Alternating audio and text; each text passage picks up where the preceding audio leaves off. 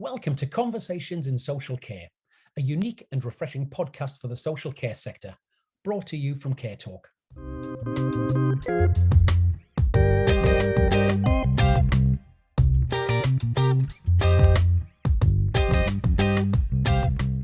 So I'm delighted once again to be hosting another Conversations in Care. And this is going to be a really, really nice one because this lady is a co-convenor of Social Care Future, which is a diverse movement looking to bring positive change to social care. I'm delighted to welcome the lovely Anna Severwright. Hello, Anna. Hi, thanks for having me. Not a problem. We're delighted to have you with us. Now, Anna, obviously the first and obvious question is we seem to be slowly coming out of the pandemic now. What were the highs and lows for you personally during COVID?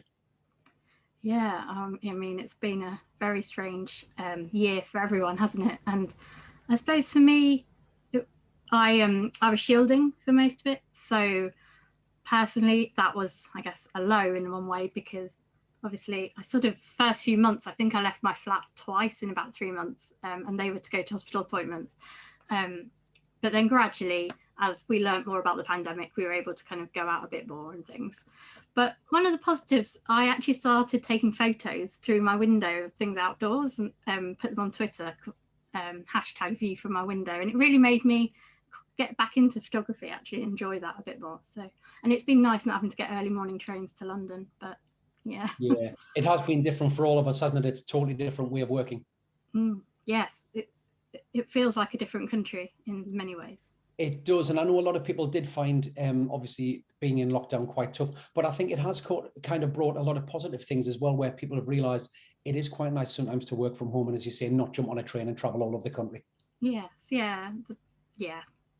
And it's a shame it took a pandemic to show us that, but yes, there are a few. Truly is, yes, and we'd love to see your photographs one day, so hopefully you'll put them online for us. Now, of course, people's well-being has taken a bit of a battering as a result of COVID. How, in your view, can social care reform address this? Specifically during COVID, or just in general, I think, well-being is so crucial to people's lives, and it's in the Care Act, as you know, the Wellbeing principle. And I was really pleased when I read that and saw that there. But I think so often, because of the struggle for budgets and things that social care is under at the moment, it feels like it gets squashed, and the well-being is the bit that gets lost, because actually the priority is to keep people safe and fed and watered, and those things are really important. But actually, without the other bits of your life, you don't get that sense of well-being. And actually, I think COVID has shown a lot of people, or everyone really, what they value. That actually, when you can't see your friends and family and you can't just pop out and do the normal things, that does affect everyone's well-being. But for many people who use social care, that's actually more of our usual experience, because I can't just spontaneously go out because I don't have enough PA hours. So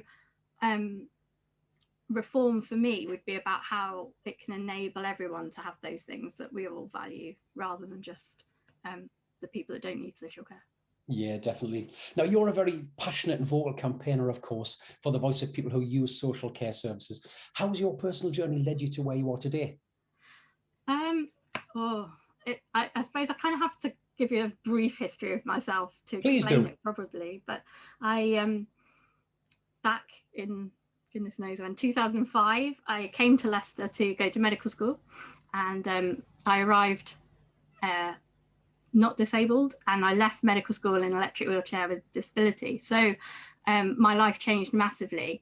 And unfortunately, in 2012, I had to stop working as a doctor because my health had taken its toll too much for that.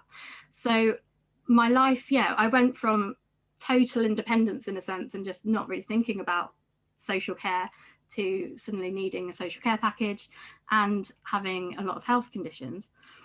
And I wasn't sure what I was going to do.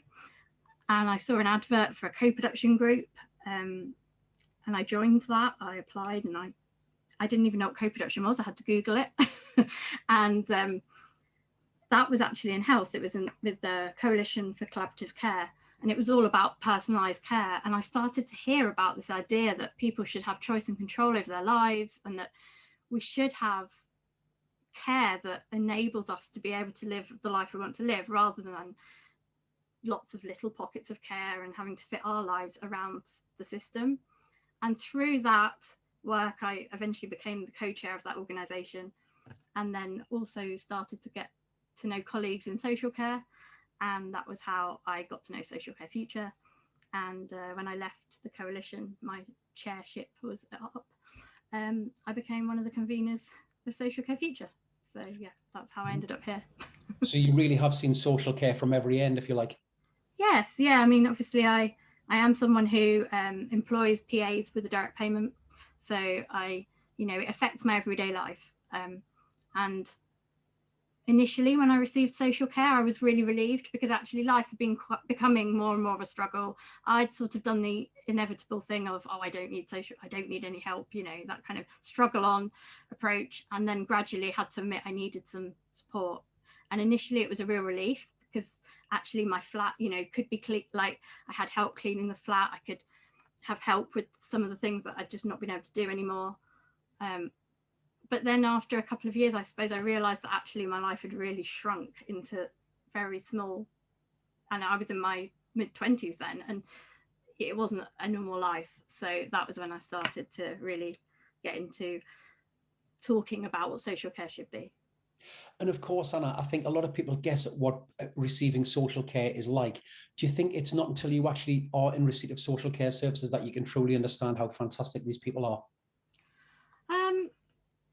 Yeah, I mean, you can empathise totally, I'm sure. And some people probably get it more than others. And there are things that, yes, you can know a lot about social care, but until you've had somebody, until you've had to justify why you need a certain number of hours, and you've had to describe how you have a shower and how long everything takes you, and you've had to say, well, actually, no, I want to be able to go out and see my friends twice a week, not just once a week, and you've had to argue for that, I don't think you can understand that sense of actually your life not totally being your own anymore. And I have to schedule, I can tell you for the next 3 weeks what days and what times I'll have showers and go food shopping and all of these things, because my life has to be that sort of scheduled so that it fits around when I've got PA support. And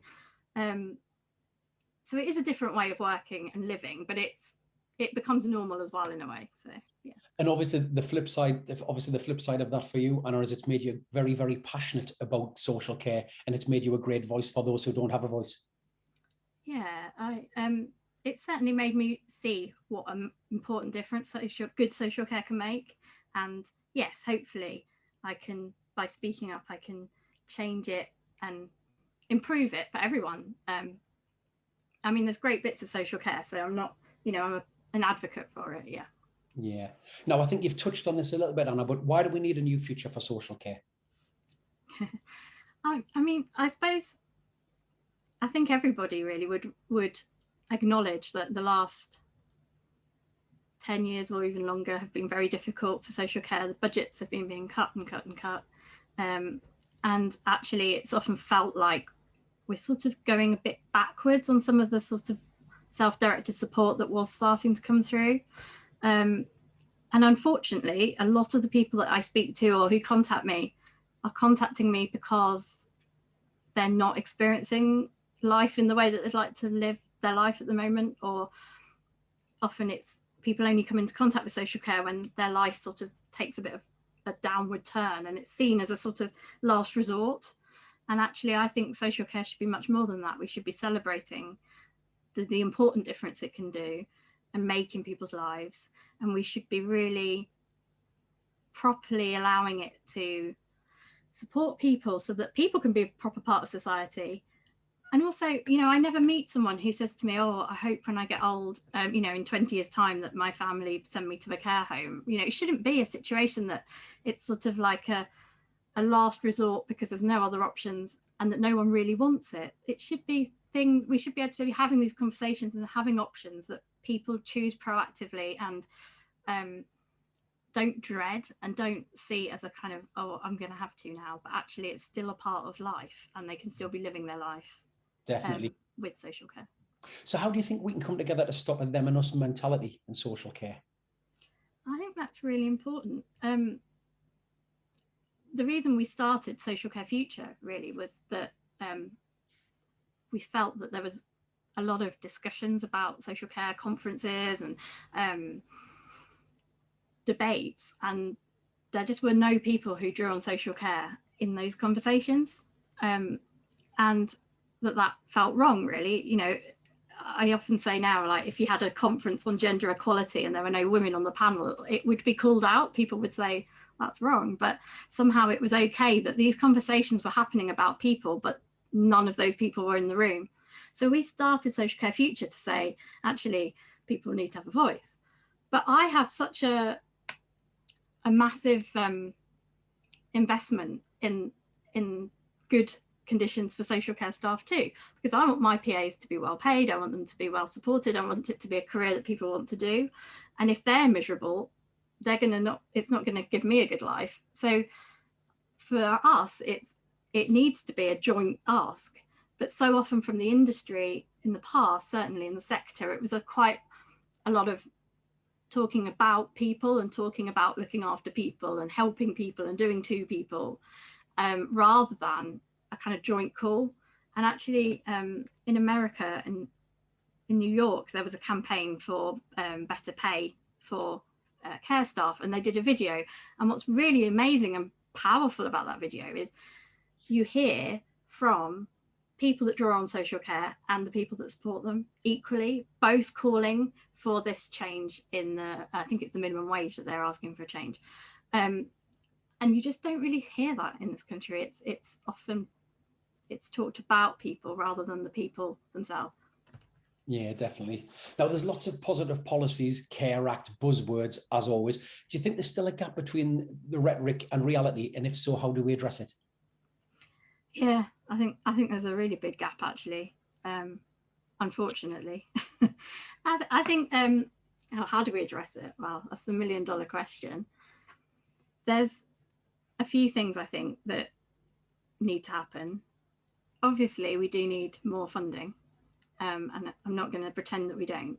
But I also think there's some cultural things that need to happen. So things like trusting people who have direct payments more, so that people, you know, we're the experts in our lives. We know what works for us and what would enable us to have that well-being that we were talking about earlier.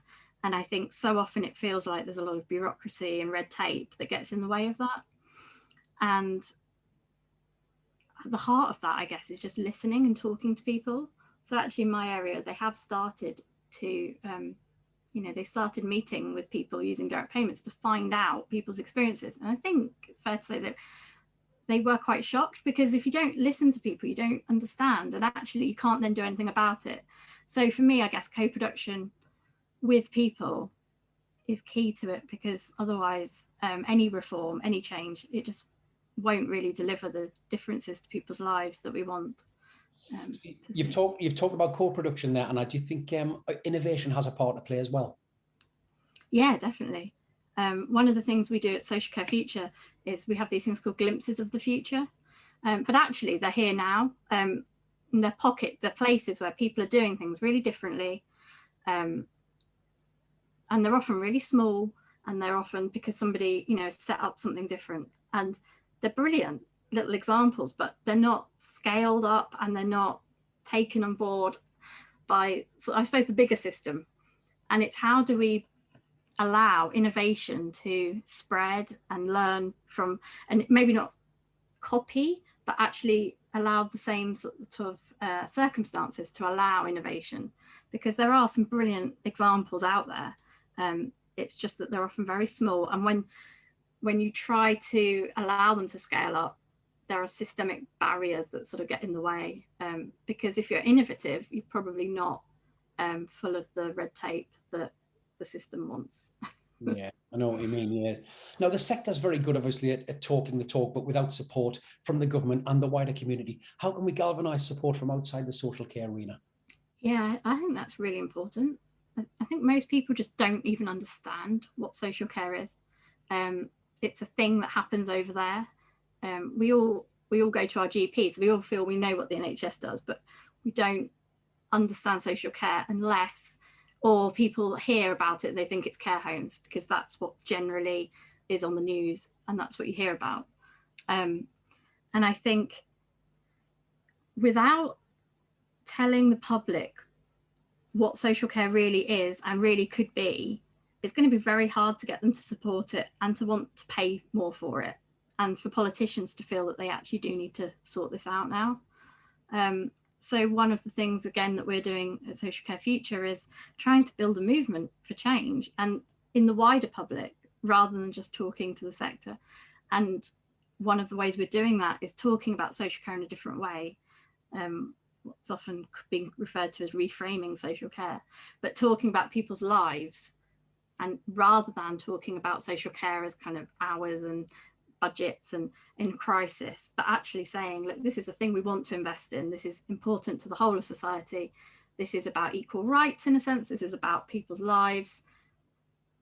This is what you would want. This is what your mother would want. Like, and trying to get a bigger kind of broader support for it, really. But so we're working with some people who supported the Grenfell families in their campaign for justice. So we're trying to sort of push it outside of just talking to the sector, but we're at the early stages of that, and obviously there's a lot of work to do, and I think it needs to come from the whole sector rather than just us. Yeah, you recently asked people not to attend conferences that don't have people who are in social care themselves or in receipt of social care. Could you tell us a little bit more about that, please, Anna? Yeah, yes, we did. We put out a pledge. We said, could people take a pledge that if they were asked to be on a panel that didn't at a conference that didn't have anyone with lived experience speaking, would they either refuse to go or challenge that? And a few people, you know, did agree to that and did say yes, they would do that. And I think for us, really what it was about was just this sense that, like you said earlier, unless you actually experience social care, it's very difficult to fully understand what it feels like and to know the experiences. And I can't speak for everyone that has social care, but there are some general things that I can talk about, and I can use my experiences and other people's that I know. And quite often we have a very different focus as well on what we think needs to change, and quite a different lens that we're looking at things through, I guess. So for us, it felt very unfair that we were left out of those discussions, but also that actually the discussion was less rich, I guess, and often very sort of sector focused rather than actual people's lives. So yeah, we were just trying to address that imbalance, I guess, and say, actually, no, there should be people who draw on social care. Their voices need to be heard as well. So we've done that pledge, and we've worked with some organisations around that, and we're going to keep sort of going with that. I think some people are going to do it soon. But one other thing we've done recently is we've had a lived experience inquiry, and we're just about at the end of May to publish our first findings. And again, that came about because there's all these reform, renew after COVID conversations, social care reform. And again, a lot of them were really kind of inside the sector talking and not people who drew on services. And in a sense, we sort of said, right, fine, enough is enough. I called it reverse co-production at one point because we said, we'll do it ourselves, we'll set it up. So we set up a group of 12 people with lived experience, either themselves or a family member, quite a wide range of experience. And we then asked people to tell us what they thought, and we've put together what we think needs to be in reform discussions. So in a sense, we've stopped now waiting to be asked or being the kind of token lived experience voice in the corner. And we were like, we're just going to do it ourselves and say what we think. So. Were you pleasantly surprised by anyone, Anna? Did anyone actually change their conference panelists as a result of what you did? Did they actually bring someone in?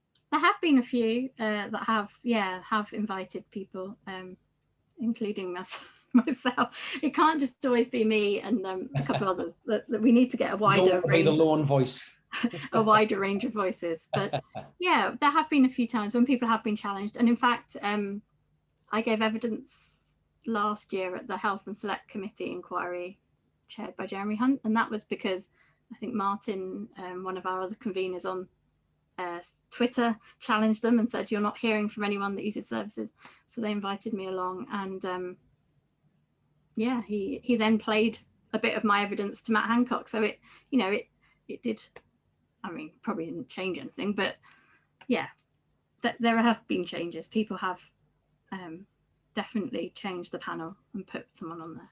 It's excellent that your voice is being heard, but you'd like a few more voices to be heard alongside. Yeah, definitely a wider range would be good. Excellent. Now you're going to be a panelist, of course, at the forthcoming Care Talk conference from New Normal to New Future, which is on the 10th of November. What issues will you be bringing to the debate? I guess for me, I will be bringing, I suppose we'll still probably be talking about reform in whatever format that by then is in. Yeah. And for me, the key will be that whatever reform looks like, we are always championing people's lives and people's choice over their lives. And at whatever stage of life that you are at, that actually you're able to have the kind of life that you want to have. And I suppose I want to make sure that doesn't get lost in the debates around the funding and the deal not cap and those kind of things that are important, but often you start talking about numbers and people and you forget that actually it's about you or your gran or your friend, you know, they're human beings at the end of these numbers. So yeah, that would be what I would want to bring, I guess. Excellent. Well, I'll be there, so I look forward to seeing you there. Now, you've described social care as a fight to get the support needed to be able to live with choice and control. Are we any closer to winning that, do you think? Well, I think we are in some ways and not in others. Like in my individual life, actually in the last year, my area have really changed their way. So for me, before, it did feel like a big fight. Like I had to really justify everything. I was always under scrutiny and always quite scared that my care was just going to be cut. And actually in the last year, they've become a lot more, I suppose, collaborative in a sense. I've still got the same number of hours, but actually I'm allowed to be much more flexible with how I use them. And that in that sense feels like I have more choice and control over my care. I think I still hear from a lot of people at the moment that we've heard from a lot of people who are having cuts to their care at the moment, because obviously a lot of local authorities are having to make cuts to their budgets. And unfortunately, and sometimes that's being passed on to people's care, or their care charges are increasing at the moment. So I think it's very patchy. I think I'm lucky at the moment that mine feels quite stable, but you never know when it's going to change. But for some people, I think that choice and control doesn't really appear to be there much. Right. Well, I'm sure with you championing it, it isn't that far away. Now, on a lighter note, I'm going to ask you two questions, Anna, that I've asked everybody else during these podcasts. Let's say you have a dinner party and you have the choice for any three guests. Who would you invite and why? Now this, I'm really bad at these kind of questions. I'm really bad. So it's quite random. But, so it would be quite a random dinner party. But my first one was Michelle Obama, just because I think she's amazing and I just really wanted to meet her. And then I thought, well, if you're inviting her, obviously you'd have to invite spouses. So I'm getting Barack in free. The price of one. Yeah, exactly. But I just think, I just like to meet them. And then give you four then, Anna. You're the only one that's been allowed four. Go on. Thank you. My second one, I just thought at the minute, I want to read his book. He's just written a book, Richard Coles, the Reverend Richard Coles. Oh, yes, very funny. Written a book on grief. And I just think I'd be really interested to talk to him about his experiences, like of being in the Church of England, being openly gay, then going through loss. And I like people that talk about the reality of struggle and don't gloss over. And I haven't read his book, but I imagine it's not a kind of like, I imagine he doesn't sugarcoat it. I imagine it's real. And so I'd like to talk to him about that. And then my third one was just Mary Berry, because I always want her to be my granny, I think. She just seems lovely. And she can bring the cake. So good choice. Random. And I'll tell you what, Anna, you can tell you're younger than me, because I remember Richard Coles as a pop star, and you obviously didn't mention that. He was in the Convenor.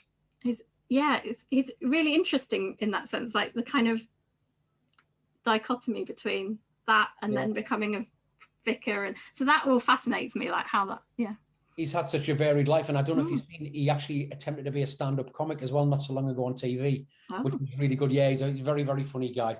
Yeah, he seems great dinner party, that, Anna. I'll attend that if you'll allow 5. Okay. Yeah. And finally, a question which obviously I've asked everybody else: if you had a magic wand, what 3 wishes would you grant for social care? I think my first wish, I guess, would be, I think it would be around, I don't know, like, I call it trust, but for people who use social care, that we feel trusted by the system to kind of get on with our lives, but also the people that work in social care to be entrusted to be innovative and try new things, so that the system, we can do personalized care because we can do things differently for different people. My second one really would be about allowing people genuine choice about sort of where they live and who they live with, and having options for that. So yeah, that'd be my second one. And my third one would be around, I guess, a stable funding for the future of social care, but also in that some sort of innovation fund, so that we are looking at different ways of doing things rather than funding more of the same. Excellent. Anna, it's been great talking to someone who's so passionate about what they feel about social care. It's absolutely superb. It's been a pleasure talking to you, and I hope you've enjoyed yourself this afternoon. Yeah, thank you. Thanks for having me. It's been excellent. And I look forward to seeing you at the conference. Yeah, in November. Thanks. Thanks, Anna. Our next guest will be announced very soon, so keep an eye on our social media. A reminder that the link to nominate for the Social Care Top 30 is in the podcast description.